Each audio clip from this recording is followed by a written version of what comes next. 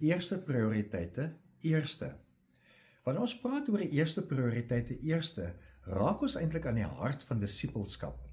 Wat eerste in jou dag is, wys wat eerste in jou hart is.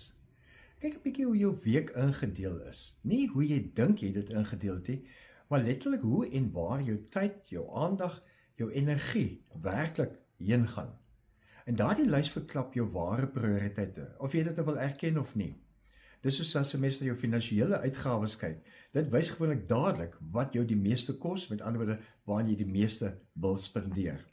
Die goeie nuus is, prioriteite is nie vasgegom vir altyd nie. Jy kan hulle herrangskik.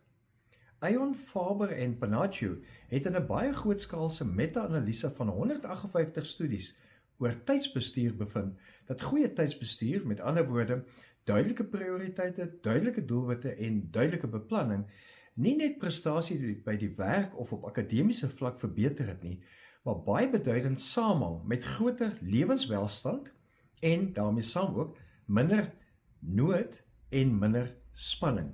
Anders gestel, wanneer jy leer om eerste dinge eerste te stel en te doen, raak jy nie net meer produktief nie, jy word innerlik gesonder.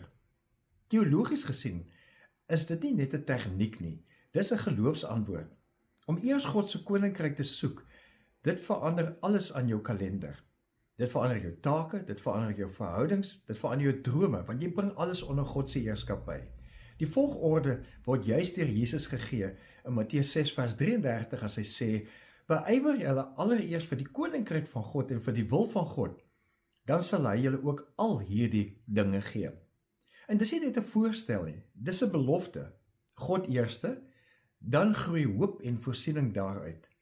Wanneer jy jou oggend by die Here begin en jou keuses rondom sy wil orden, dan begin hoop en dan begin wonderwerke weer verskyn in mense lewe.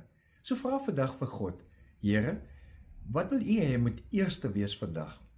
Plaas U self eerste in my lewe en laat U orde en vervulling my dag deurdring. Leef geïnspireerd.